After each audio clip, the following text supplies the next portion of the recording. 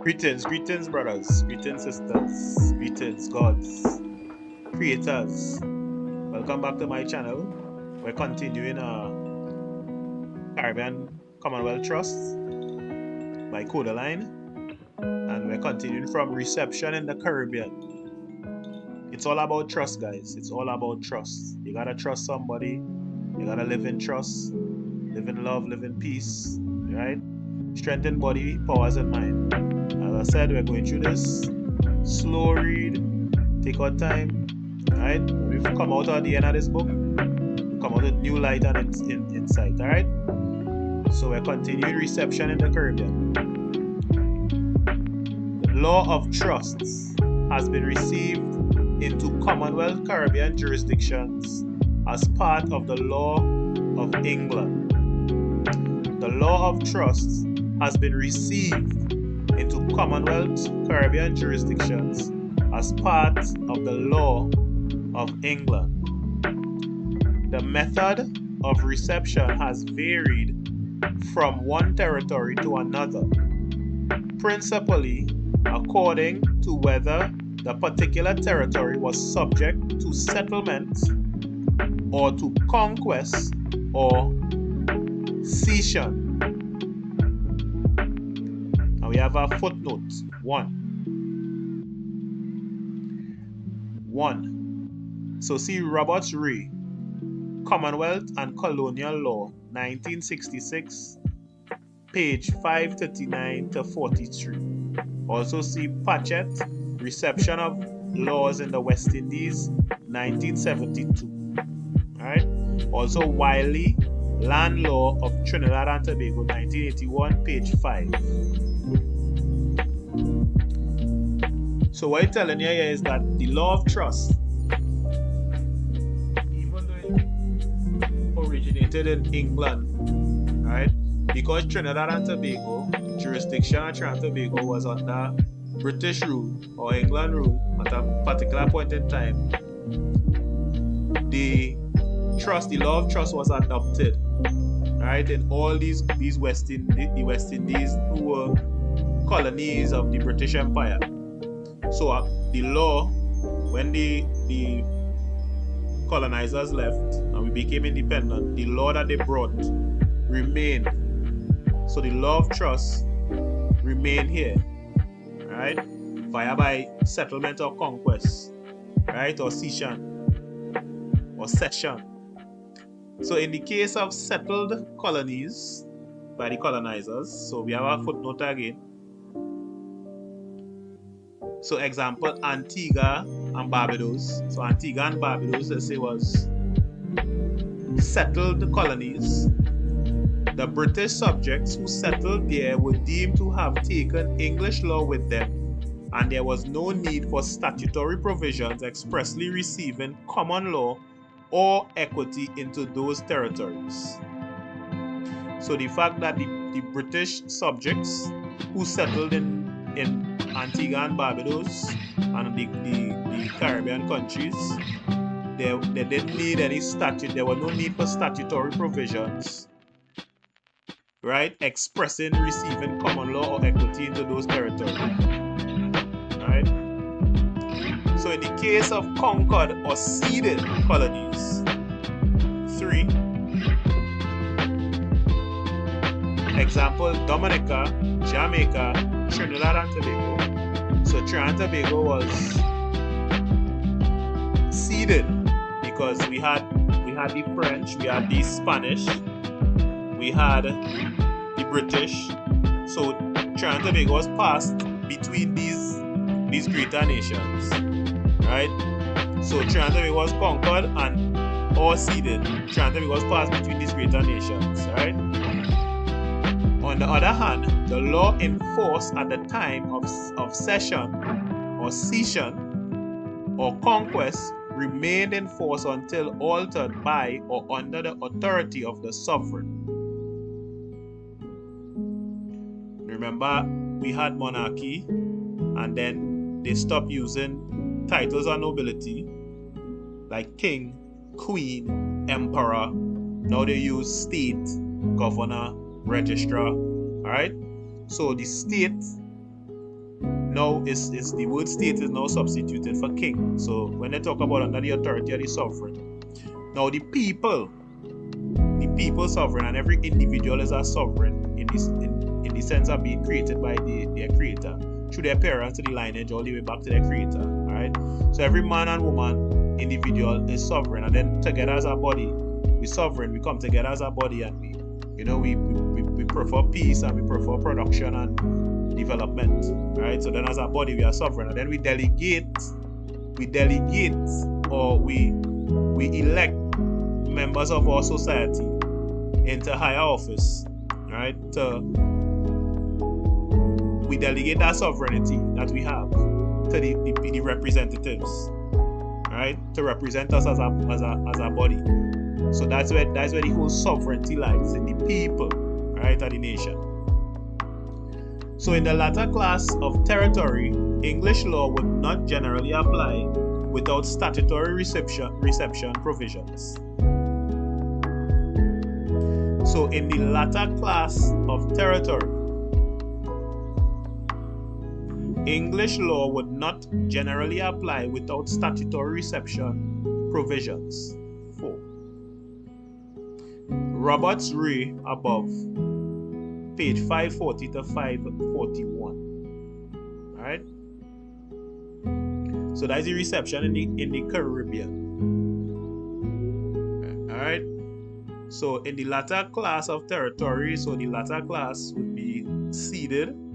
So we have settled colonies, we have conquered or ceded colonies, and let's say the latter class of territory, ceded colonies, that is Dominica, Jamaica, Trinidad,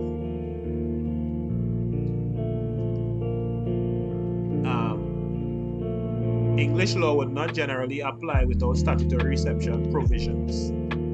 So it is recorded, right? I think it's in section 12 of the Judicator Act, where it talks about common law and equity, right? So there is statutory provision that caters or that recognizes. So it is written that it is recognized and it is established that common law or equity are received in these territories. All right. So now we go into the definition of trusts. A trust may be defined as an equitable obligation binding a person who is called a trustee to deal with property over which he has control, which is called the trust property for the benefit of persons who are called beneficiaries or sete trusts, of whom he may himself be one, and any one of which may enforce the obligation. An act or neglect on the part of a trustee which is not authorized or excused by the terms of the trust instrument or by law is called a breach of trust. We have a footnote 5. This comes from Underhill, Law of Trust and Trustees, 14th edition, 1987, page 3. Alright?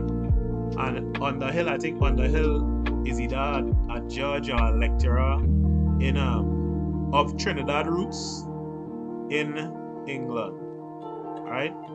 So this is one of the texts that we will be looking at from one of our own, from right here in Trinidad, who has a very, very vast understanding and knowledge of trust and trustees. Alright? So the definition of trust. So a trust may be defined. So remember guys, a trust is a relationship. There are many different types of relationship, as we will see as we go further into this read. There is debtor-creditor, there is debt, there is bailment, there is agency. All of these relationships have their specific duties and functions. But the trust relationship is the root. The trust relationship is the seed of all of these relationships. Right? And what we should be doing and what we should be comprehending is that any relationship we enter into anywhere we're going to do any type of business or any type of interaction with any organization or company or dealership or financial places, we must start from the trust relationship. Right? So a trust may be defined as, and there is no one definition for a trust. It is so versatile that there is no one definition for it. But between the parties, we could agree on a definition. All right. A trust may be defined as an equitable obligation binding a person who is called a trustee. So an equitable obligation. So someone who has ownership over property creates a trust with another individual and gives that individual legal possession of that trust property, and that individual takes up the role of a trustee.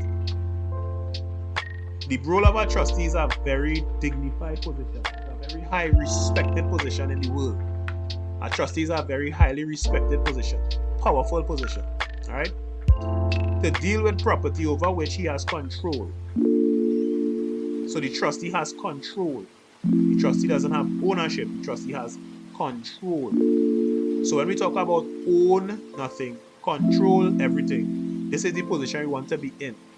So when you listen to the greats like Rockefeller and these guys, and Klaus Schwab and these guys are telling us straight to our face what we need to be doing, where we need to be looking. All right, we need to be looking at this role, trustee, to be able to do this, to control everything. So we don't want to own anything because we can't own anything. We came to this land as babies with just the skin of our vessel. All right? We came here, and what we met here, what we have a responsibility to do is to take care of it, use it, and then pass it on to the next generation.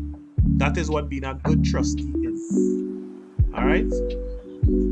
So the trustee has control, which is called the trust property. And the trust property, or the res, the thing, could be jewelry, a vehicle, a house, a bank account, stock, securities, land. Anything that could be owned could be trust property. All right? For the benefit of persons who are called beneficiaries or seteki trusts. And I'll go even further to say investors. So the beneficiaries or the seteki trust or the investors. So the trustee has a duty to take care of the trust property and make it grow and flourish for the benefit of the beneficiaries. So the beneficiaries are the one who hold equitable title to the trust property. Alright? So the beneficiaries are the one who enjoy the property. They enjoy the fruits of the property. They enjoy the growth of the property. Alright? And the settler who creates the trust, and then the trustee could also be a beneficiary. So of whom he may himself be one. Alright? And any one of which may enforce the obligation. Now I want you guys to remember this principle in trust.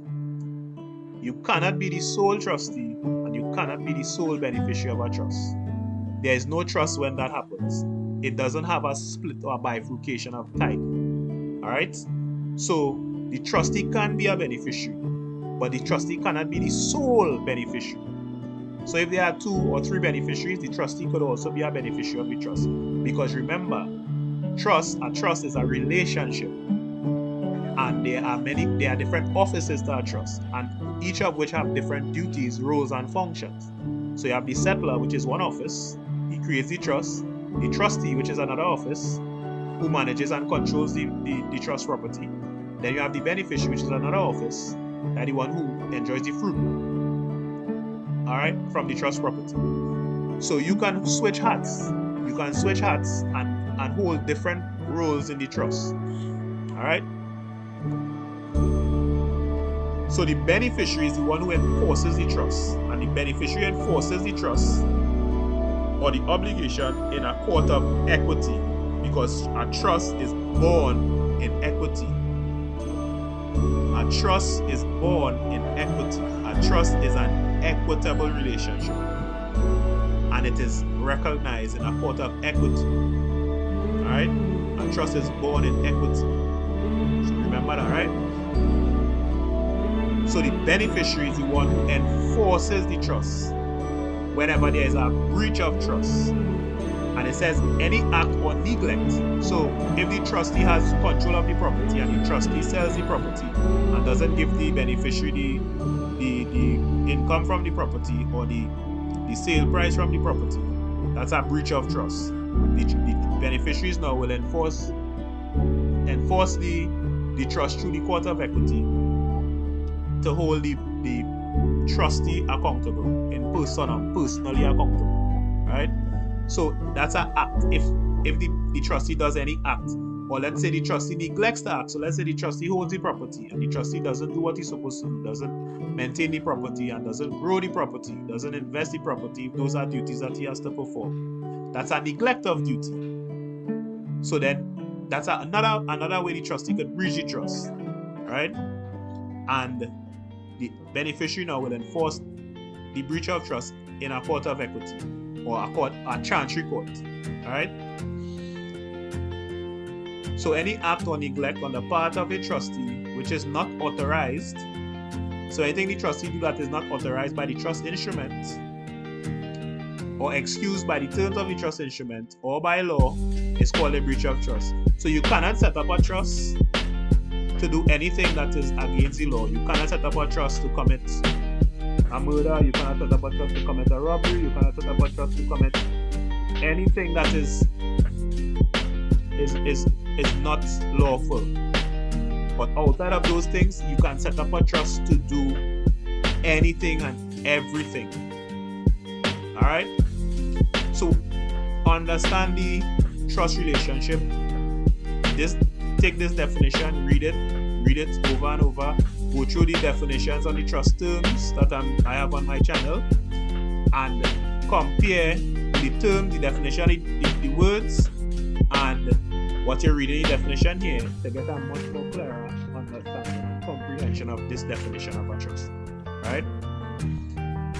So by law, and it's called a breach of trust. Alright, and this definition is coming from Underhill, the law of trust and trustees. Alright? So trusts are recognized in Trinidad and Tobago and the Commonwealth. Alright? And this is the definition of one of the definitions of a trust. Alright? So now we're going on to the nature of trust. So the main characteristic of a trust is that the trust property is vested in the trustees, not for their own benefit, but for the benefit of the beneficiaries. This is the nature of a trust. When we talk about nature, we talk about the essence of something. So you have nature versus character. What we say, what something looks like as opposed to what it is. So, alright, so another example might be you see somebody have a vehicle for sale and the vehicle looking real good. Crisp, paint job real nice rims. Right? From seeing the vehicle, it looks like a properly well operated car. But when you go to the vehicle and you ask the owner of the vehicle about it, he tell you it doesn't have an engine. So now you get to the nature or the substance of the property, right? So the nature of trust, the nature or the underlying principle that you must keep to the back of your mind is a trust, right? Is that the trust property is vested in the trustees, not for their own benefit, but for the benefit of the beneficiaries. And this statement alone, but for the benefit of the beneficiaries, brings in the beneficiary principle. But we'll get into that as we continue. Alright? So the nature of trust, the main characteristics of a trust is that the trust property and anything that is owned or can be owned can be trust property. Right? For example, your name can be trust property. Your signature can be trust property. All right? Your body, your flesh and blood can be trust property. Your labor can be trust property. All right? So anything that can be owned can be trust property. All right? As I said, guys, as we go along, we'll get it. So instead of giving the property directly to the beneficiaries, the donors' purpose may be more effectively carried out by appointing trustees. Another thing too, guys, in the definitions, when you all go and look at the definitions, you'll see these words: donor, settlor, grantor, trustor, founder. Don't be dismayed, or don't let it confuse you. Alright? They all mean the same, and you will notice that the words that shows ownership, that is transferring property, always end in OR. And the words that is showing the one that is that property is being transferred to for a specific purpose or to do something with, ends in EE. Alright? So you have bailor, bailee, you have mortgagor, mortgagee, transferor, transferee. Alright? So remember, OR is the one who creates, EE is the one who holds with duties.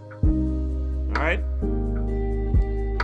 So instead of giving the property directly to the beneficiaries, the donor's purpose may be more effectively carried out by appointing trustees. So instead of just giving the house to the beneficiary might know how to invest, the beneficiary might know how to deal with people, how to create contracts, right? They might know how to do those things, or the beneficiary might be even handicapped. The beneficiary will not be able to take care of the property. So in order to effectively carry out the purpose of the trust, the donor or the settlor will put the property into trustees' hands, right? Who will not only safeguard the property and apply it in the manner directed by the trust instrument, but will also make it productive. For example, in the case of land, by letting it or by renting it out or leasing it out, or in the case of money, by investing it in shares or securities. So the trustee will use the property for the benefit of the beneficiary. So the trustee will make the property grow. Alright? So thus in most cases, trustees are not merely passive custodians. In most cases, there are situations where you may want to just transfer property for the trustee just to hold until your child reaches a particular age and then pass on the property to them, which is just a passive trust. But in most cases, trustees are not merely passive custodians of the trust property, but active business people responsible for ensuring that the property bears as much fruit as possible for the beneficiaries. So you see how the relationship really is.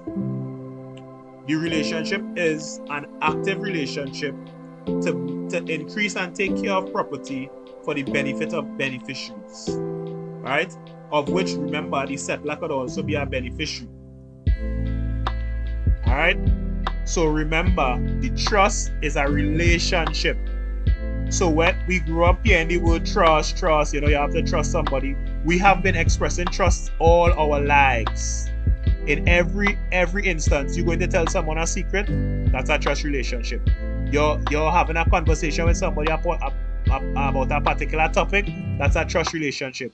You lend somebody your pen, you lend somebody a book, and you tell them, hey, you want to get that book back when they finish with it. That's a trust relationship. You lend somebody your car, that's a trust relationship. Right? You allow somebody to come to your home and stay. They are expected to take care of your home and return it to you in the same condition that they got it in. Right? Or even in a better condition, according to the situation.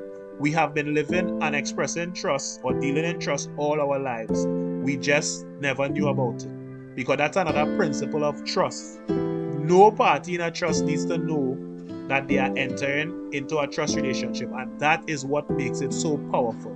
No party needs to know. It has everything to do with your conduct. Alright? So one question that may arise is whether the trustees or the beneficiaries are to be treated as real owners of the trust property. So one question that may arise is whether the trustees or the beneficiaries are to be treated as real owners of the property. The answer will depend upon the circumstances. So in Scarlett versus Joseph Nodler Limited, this is a court case where there was a trust relationship and something happened. So it ended up before the court for enforcement, right? So let me see, 6, it says the year 1933, right? So this is a court case that we could get and read, because we're going to also be reading court cases about trust so that we can see what happened and how the principles of equity was applied in those trust matters, right? And we will also learn from those matters on how to create our trust so as not to make the same mistakes as those who are before the court. So in Scarlett or Charlotte versus Joseph Nodler Limited, for instance, it was held that where premises forming part of the trust estate are let to a tenant, only the trustees as legal owners are entitled to levy distress against the tenant for arrears of rent. The beneficiaries, being merely equitable owners, cannot do so. The beneficiary's only remedy is to compel the trustees to render an account of profits received. On the other hand, it is clear from Baker versus Archie that it is the beneficiaries, not the trustees, who are primarily liable for the payment of income tax from trust investments. As Ross J. explained in the Jamaican Court of Appeal in Commissioner of Income Tax versus Bank of Nova Scotia Trust Company Limited 8. Although the legal estate in the trust property is vested in the trustees, it must be remembered that the beneficial ownership is in the beneficiaries, and so the trustees act as a conduit pipe to convey the trust income to the beneficiaries. And that is correct. Now, remember, you can create a trust for many different purposes. All right. And when the trust is created, the trustees make distributions from the trust. All right. The distribution from the trust is what the beneficiaries receive. Thus, the beneficiaries make payment on the distribution that they get from the trust. All right. So in Scarlett versus Joseph Nodler, it was held that where the premises forming part of the trust estates are let to a tenant, only the trustees as legal owners, because remember, the trustees have legal title to the property. So only the trustees as the legal owners are entitled to levy distress against the tenant for arrears. So if the tenant not paying the arrears, not paying their rent, the trustees have to represent the trust. The trustees, remember, the trustees responsible for taking care of the property and collecting the rents for the beneficiaries. Alright? So the beneficiaries, being merely equitable owners, cannot do so. The beneficiaries cannot do the job of the trustee. Alright? Unless one of the beneficiaries are trustee as well. Alright? So the trustees are the ones who are responsible for dealing with the tenant to collect the rents or any arrears, to put the tenant before the court to get the money or get the rent for the beneficiaries. So the beneficiaries could only compel the trustee to render an account of profits, and this is normally stated in the trust instrument, where the beneficiaries at certain times of the month or in the year, the beneficiaries have to be provided with an accounting of the profits received in the trust. Alright? So on the other hand, it is clear from Baker versus Archie that it is the beneficiaries, not the trustees, who are primarily liable for the payment of income tax from the trust investments. So in this case, we'll have to get this case and read it for you to really see and to comprehend what the type of trust that was set up and how the distribution from the trust was being made to the beneficiaries. And the beneficiaries are the ones who pay the income tax. Alright? Because as I said, you have different types of trusts and different types of trust structures. Alright? you have trust structures where the trust is created for accumulation, so no distribution is being made from the trust, right? So no taxes will be levied on the trust until a distribution is made, right? And then you have trust structures where a distribution is made yearly, or monthly, or quarterly, or biannually, right? And when the distribution is made to the beneficiary, the trustee in the management of the trust must file the necessary tax documents to show the distribution for accounting purposes, right? And when the beneficiaries receive the distributions, whatever is the amount of distribution falls within the tax bracket, the beneficiaries pay the tax from the trust, all right? So as Ross J.A. explained in the Jamaican Court of Appeal in Commissioner of Income Tax versus Bank of Nova Scotia Company Limited. So although the legal estate is in the trust properties vested in the trustees, it must be remembered that the beneficial ownership is in the beneficiaries, and so the trustees act as a conduit pipe to convey the trust income to the beneficiaries. Right? This is a perfect explanation here. Right? And this is the kind of information that we need to know, comprehend, and understand when we are setting up our trust, so that we know how to manage it. And we want to control everything. All right, but we must comprehend the link between the taxing authority and the trust. All right, because we don't want to come across as a trust setup for tax evasion. Right, that's another topic that we'll cover. We don't want to come across as a trust that's set up for tax evasion. All right, tax avoidance, yes, beautiful, but tax evasion, no. One of the great advantages of the trust is its flexibility, and that is correct. The trust can be used for a wide variety of purposes, such as you could use a trust to control the destination of family property on death. For example, where a testator bequeaths property upon trust for his widow for life and thereafter for his children in equal shares, right? A testator is one who creates a will, right, and bequeaths property upon it when he dies, right? The will converts into a trust, right, for his wife, right? You could create a trust for the purpose to protect family property from spendthrifts by the establishment of a protective trust. And a spendthrift is one who doesn't know how to manage money, right? And a spendthrift is just our basic definition is one who gambles, games, drinks, and commits debauchery. They do a lot of gambling, a lot of gaming, a lot of drinking, and debauchery. Right, so they're running around. They're not married. They're not settled down in life. They're gambling. They're going into the rum shop and drinking. Right. So you create a protective trust, meaning that the trustees hold the property and they make a distribution to the spendthrifts, but creditors of the spendthrift cannot transfer their rights or interest in the trust property to any creditor. Right, so the spendthrift gets their distribution, and the creditors cannot get to the trust property through the spendthrift making bad investments and bad decisions. All right. So another purpose is to enable two or more persons to own land. In some jurisdictions where there is beneficial co-ownership of land, a statutory trust for sale arises. So to enable two or more persons to own land, all right. So you can set up a trust for that purpose. Let's say you and your colleague, two of you all want to come together and acquire a piece of land. You have half of the money, your colleague have a half, or you have 70%, your colleague have 30%. Come together, you acquire the land through a trust. You put the money in trust, the trust acquires the land is held in trust for you and your colleague, right? So that's another purpose. So another purpose is to facilitate investment through unit trust. So you can set up a trust for investment purposes through unit trust, right?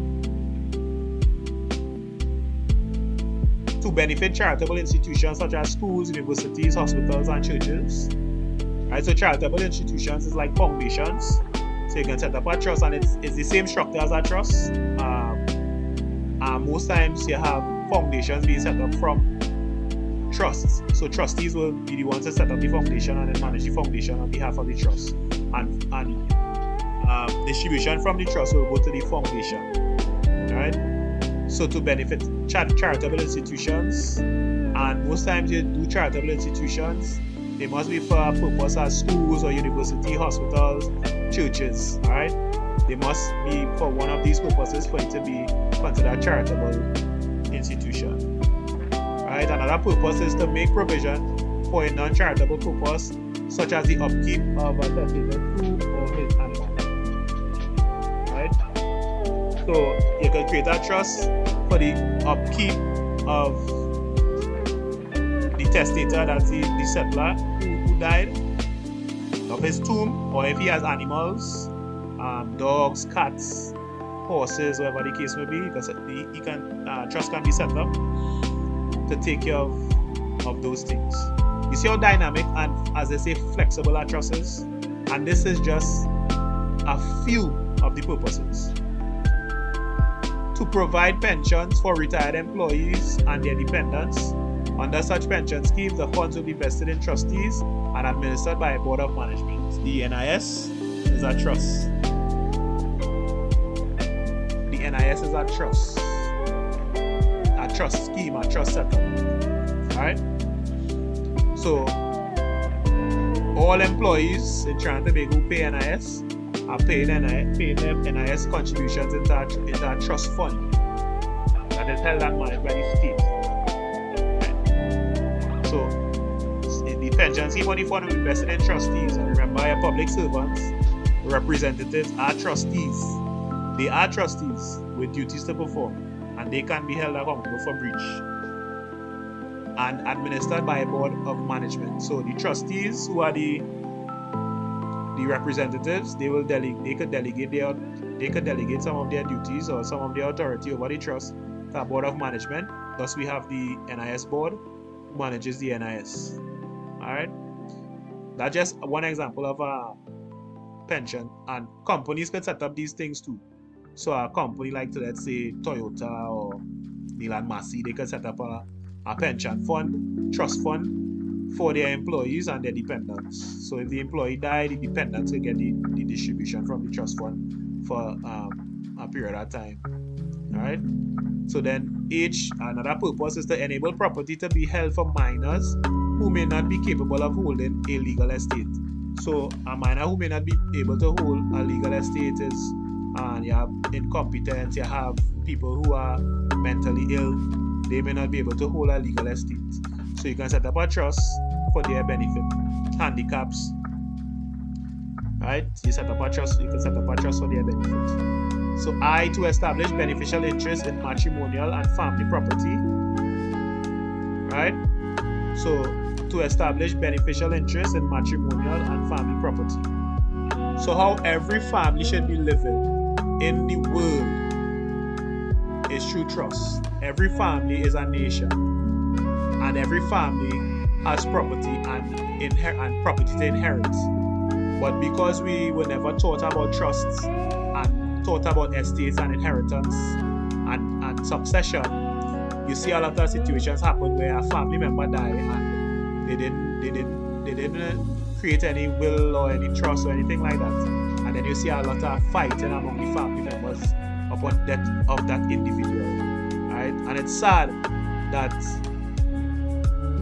not having this knowledge actually creates more problem and more chaos than having the knowledge. Right? That's why I said one of my mantras is ignorance is chaos, knowledge is order. Alright? So, and J, another purpose, to avoid or minimize taxation or to mitigate your tax exposure. Is your put this nice little part over the bottom here? Nice little part right here. To avoid or minimize taxation. Remember I said you cannot set up a trust to evade taxes. That is illegal. But you can set up a trust to avoid or minimize taxation. Alright? So we're gonna stop there. Alright? Next read, we're gonna go on to trust distinguished from other legal relationships. We're gonna take our time. As I said, trust distinguished from other relationship is very, very important.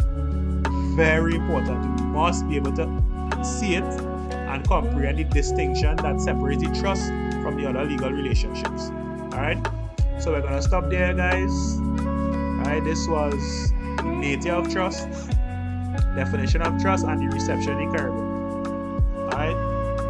So I said, guys, thank you very much for your time, your patience. Remember, we are all creators. We are of the creator. Right? Sovereign of the sovereign. We are all gods. Gods in the sense of being responsible for our actions. Every action have an equal opposite reaction, and we must be responsible for our own self and responsible for our own surrounding and how we operate with each other. And if all of us are operating from that God mentality of being responsible, then all this chaos that we see taking place in the world will not be happening. Alright? So as I said, stick with me, guys. We're going to go through this book and some other strong books, and we're going to come out with the knowledge of how to operate and interact in the system and operate and interact in society from the most powerful position that there is, the most recognized position from all the way back from the 14th century, which is trust. Trust, estates, uses. Alright, remember, strengthen body, powers in mind. Check out the definitions on my other videos, the fundamentals, check them out, and listen to this video, and it will become much more clearer as you grasp the comprehension of the definitions and the explanation in these videos. Alright, so thank you, guys. Stay up.